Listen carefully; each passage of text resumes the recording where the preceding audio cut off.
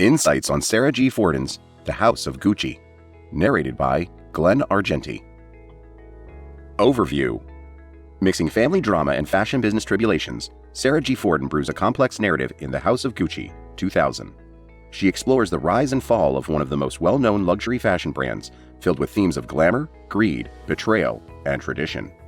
From Gucci's humble beginnings to his grandson Maurizio's final breath, Forden details the path each Gucci took for 3 generations. Sometimes they contributed to the family-based company, but they often dealt setbacks to the business. The family conflict ultimately destroyed their heritage. Today, no one with the Gucci name owns any share in the company, and it can all be tied back to Maurizio Gucci and his ex-wife, Patrizia Reggiani. Insights from Chapter 1. 1.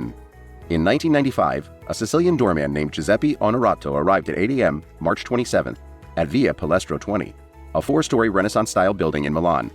He was sweeping up the leaves on the entryway at 8:30 a.m., as he did every weekday. 2.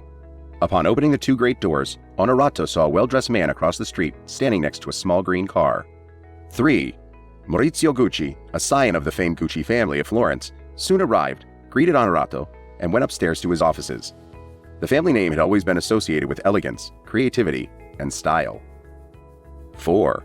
The man that Onorato had seen earlier had stepped into the doorway. Onorato saw him open his coat, pull out a gun, raise it toward Maurizio's back, and fire. 5. Onorato was shot twice in the arm and dropped to the floor. He saw the lifeless body of Maurizio Gucci on top of the stairs, surrounded by a pool of blood. A few minutes later, 4 policemen arrived and heard Onorato weakly utter that it was a man with a gun. Insights from Chapter 2. 1. The Gucci family have been merchants since approximately 1410, but the fashion business started with Maurizio's grandfather, Guccio Gucci, who struggled financially most of his life and worked multiple jobs. 2. He then fell in love with the daughter of a tailor, Ada Calvelli, and they had 5 children together, along with Ada's son Ugo from her previous relationship. 3. Using Gucci's savings and a loan from an acquaintance, they founded the first Gucci company in 1921. Gucci also opened a small workshop behind the store to make and repair leather goods, and it quickly became profitable. His children soon began working in the family business. 4. Ugo did not want to help with the family business and ran off with his girlfriend. Ugo also joined the precursor to the fascist party and became a local official, terrorizing people in the neighborhood with his drunken friends. 5. In 1924, Gucci was struggling and almost closed his shop. Giovanni Vitali, his daughter Grimalda's fiancé, offered his savings to help Gucci out, saving the small enterprise. Soon after, Gucci paid back all his debts and even expanded his business. 6. Around 1927, Aldo, Gucci's charming son, married an Englishwoman, Olwen Price. They had 3 children by 1932. She dedicated herself to her children, while Aldo worked with his family. 7. Rodolfo Gucci, the youngest son, wanted to work in movies, much to his father's dismay. Rodolfo soon became a well-known actor, later marrying German actress Alessandra Winkelhausen. They had a son named Maurizio in 1948. 8. Gucci started to worry about Ugo's involvement with political groups and offered him land and a big sum of money in exchange for his shares in the company.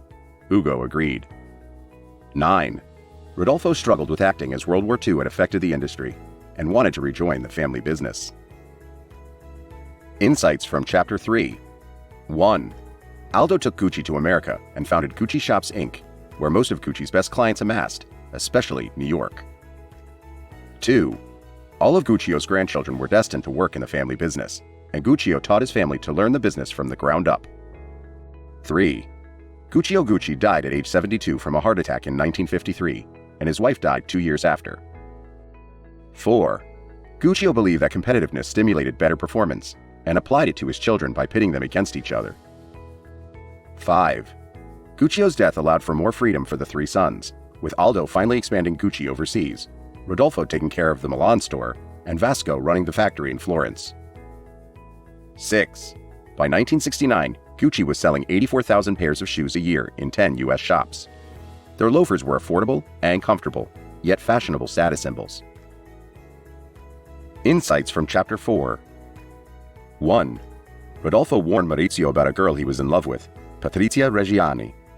Rodolfo received information that she was vulgar and ambitious, only caring about her wallet, but Maurizio refused to believe it. Maurizio claimed that Rodolfo only cared about the business and never about him. 2. Maurizio was always discouraged from pursuing romantic endeavors. He cut ties with his father at age 22 after he was reprimanded for seeing Patrizia. 3. Maurizio first met 21-year-old Patrizia at a party and was mesmerized. Patrizia noticed him eyeing her and knew exactly who he was, a rich man with an important name. Maurizio was not used to flirting with girls, but he approached her anyway. 4. Maurizio had been traumatized by his mother's death when he was 5 years old, which made Rodolfo possessive over his son. Rodolfo limited Maurizio's pocket money, enforced a strict curfew, and prevented certain social interactions. 5. Patrizia was furious at how controlling Rodolfo was and persuaded Maurizio to challenge his father. Doing this, however, caused Maurizio to lose his inheritance. 6. Maurizio told Patrizia's father he was in love with his daughter, but had nothing to offer her after losing everything. Her father Fernando pitied him and believed his claims of love. 7. Fernando offered Maurizio a job and shelter on the condition that he finished his studies and stay away from Patrizia. Fernando would only allow marriage after ensuring their love for one another. 8. Maurizio proved his love for Patrizia, and Fernando offered his blessings. Maurizio received his law degree from Catholic University in Milan and matured over the time he spent away from Rodolfo. 9. Maurizio's ability to stand up to his father impressed Aldo. With his sons uninterested in joining the business, he aimed for Maurizio to be the successor. Aldo planned for Maurizio and Rodolfo to be reunited after 2 years, and when they were, it was as if nothing had happened. 10. Rodolfo suggested Maurizio and Patrizia live in New York and help Aldo with the business. Maurizio happily agreed, and they moved there shortly after. Patrizia asked for a penthouse in Manhattan, and though Maurizio protested, she eventually got what she wanted. 11. Rodolfo showed an effort to make amends with Maurizio and Patrizia, for which Patrizia was grateful. Their first daughter, Alessandra, was born in 1976, and their second daughter, Allegra, in 1981. Insights from Chapter 5. 1. Gucci's ownership structure was dramatically changed in the 1970s, especially when Vasco, the middle child, died at age 67 of lung cancer in 1974. Aldo and Rodolfo bought Vasco's shares from his wife Maria to keep the ownership of the company in the family. 2. After Vasco's death, Aldo and Rodolfo now had 50% of the company shares each. Rodolfo refused to give shares to Maurizio, but Aldo split 10% of his shares between his 3 sons, Giorgio, Paolo, and Roberto. 3. In 1979, the Gucci Accessories Collection, or GAC, was introduced. This marked the moment Gucci lost its quality and intensified the amount of counterfeiting. This could potentially destroy Gucci's business. 4. Tensions arose as Aldo's son Paolo became more involved with the business and was butting heads with Rodolfo on the design and business aspects. 5. Rodolfo essentially declared war on Aldo one day by firing Paolo for failing to carry out his duties in the Florence factory. Paolo vowed to destroy Rodolfo's position through his father Aldo's power. However, as frequent as Aldo and Rodolfo's arguments were, they always united to protect the company. 6. Paolo wanted to start his own fashion line, which angered Aldo deeply and pushed him to fire his own son. Paolo filed lawsuits against the parent company in Italy, which proved him to be a possible danger. Rodolfo was slowly losing his life to cancer around this time. Insights from Chapter 6. 1. Rodolfo developed a campaign to increase his control over the lucrative GAC business from 20 to 50%. Meanwhile, Aldo summoned Paolo to help reduce Rodolfo's shares, but they ended up quarreling, filling Paolo with more determination to ruin the company. 2. Aldo and Rodolfo offered Paolo a deal where he would be named vice chairman of Gucci S.p.A. He was promised power to execute his designs, but it was quickly suspended by the board, of which Rodolfo was president. He was fired yet again after 3 months, feeling tricked. 3. A board meeting between Aldo, Rodolfo, and their sons ensued, where both a physical and verbal fight occurred between Paolo and the rest. Paolo filed more lawsuits against Gucci for assault, battery, and breach of contract for being refused rights as a company director. 4.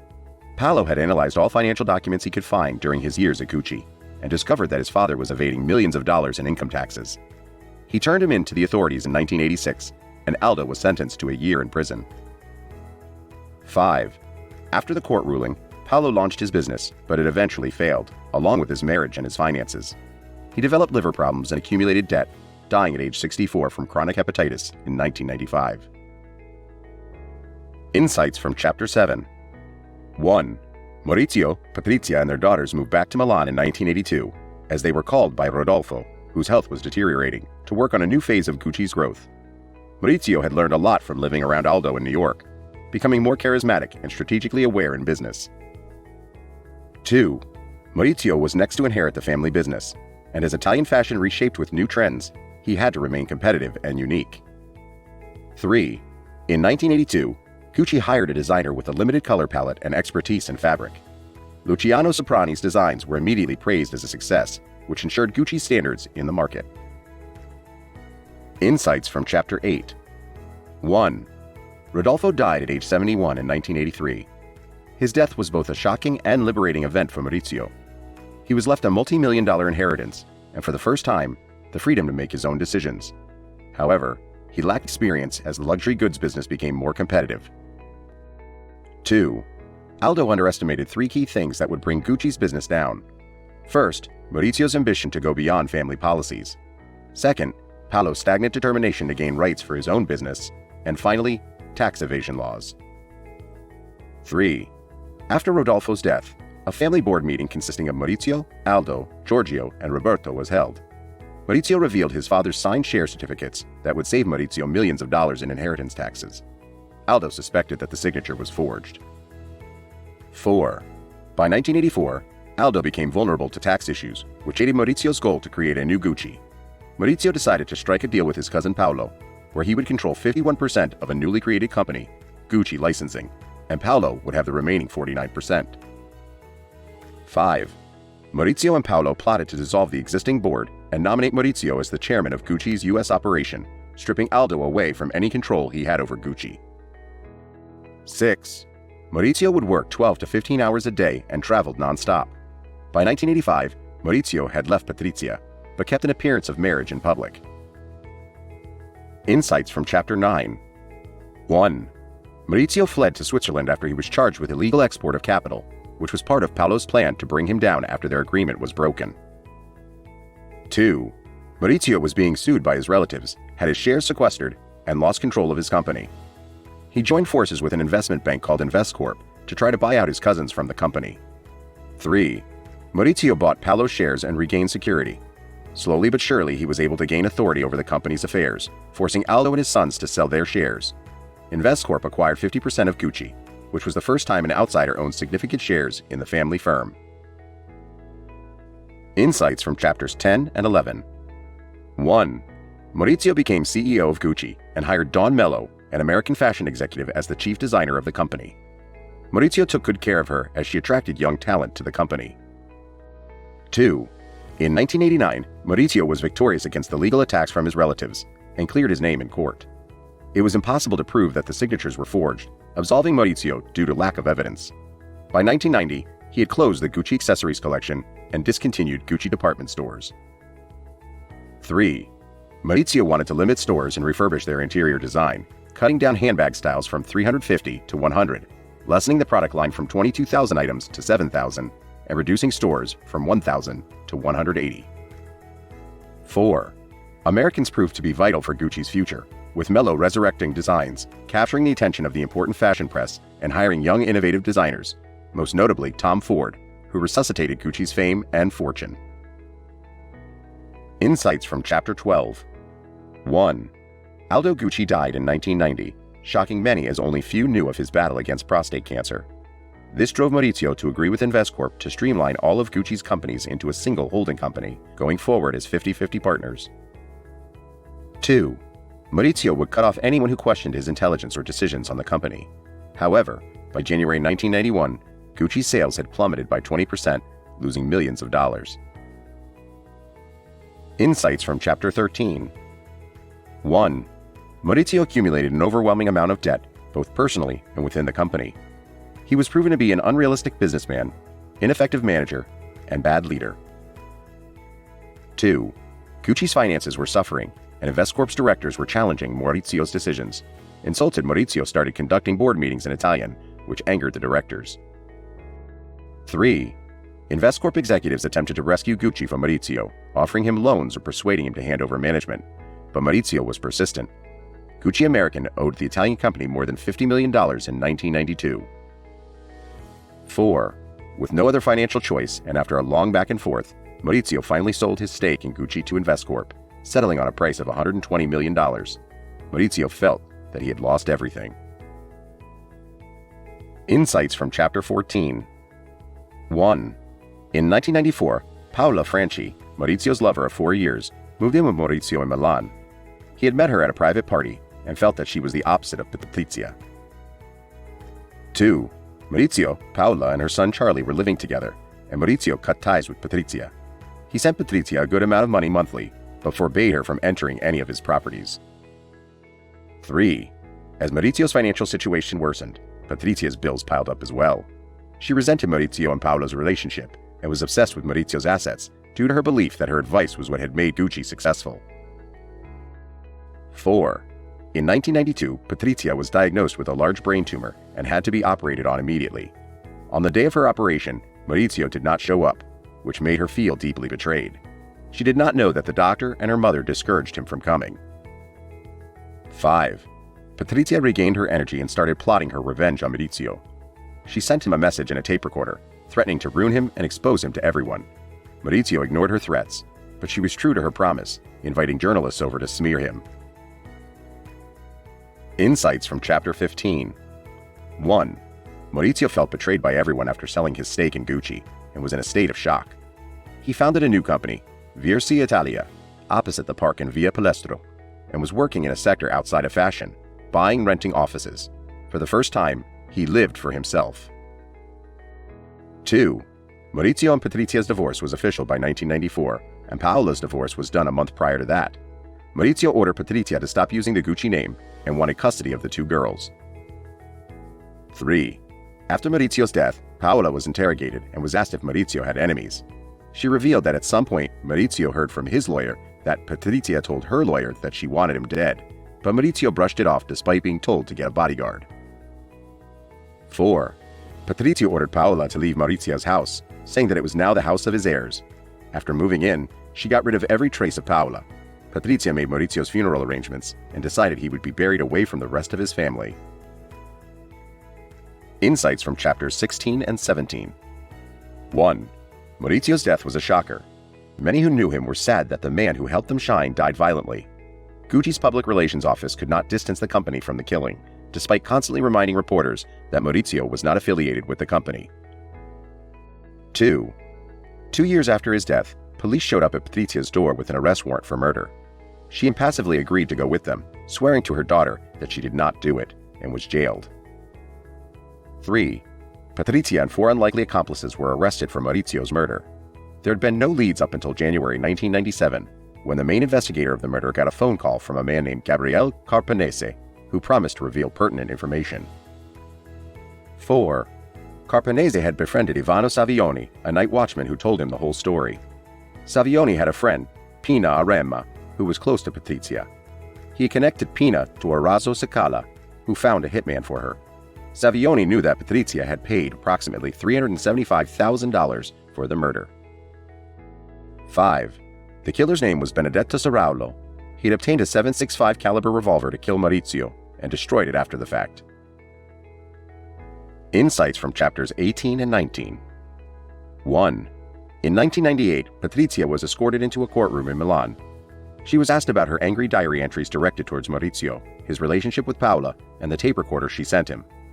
She simply explained the day of her tumor operation and how Maurizio bailed after her near-death experience. 2. Patrizia pinned the murder plot on her friend of 25 years, Pina, saying that Pina offered her the death of Maurizio in exchange for money. She said Pina also threatened to kill her if she went to the police. 3. Patrizia and all 4 accomplices were found guilty. Patrizia was sentenced to 29 years, and the killer received a life sentence. Author's style. Sara G. Forden's writing is easy to follow and suspenseful. She uses the true crime format, recreating and reimagining dialogue to make the story accessible to anyone interested in business, fashion, family feuds, or even gossip. Forden conducted several interviews with people involved in the Gucci storyline, including Gucci's CEO, Domenico Del Sole, and creative director Tom Ford. Her sources also include official documents and detailed descriptions taken from some of the family members and involved parties. Author's perspective. Sara G. Forden lived in Milan with her daughter and was the editor-in-chief of the Italian magazine La Una. As a journalist, she covered the Italian fashion industry with important brands such as Gucci, Armani, Versace, Prada, and Ferragamo for more than 15 years. She now lives in Washington, D.C. and works with Bloomberg News. The House of Gucci is scheduled to be turned into a major motion picture starring Lady Gaga in 2021. We hope you enjoyed the insights on Sara G. Forden's The House of Gucci. Purchase the book to learn more. If you like this video, hit the like button, leave a comment, and subscribe to our channel. Visit instaread.co to get more insights from this and thousands of other books. Use the code YouTube to get a discount on your subscription.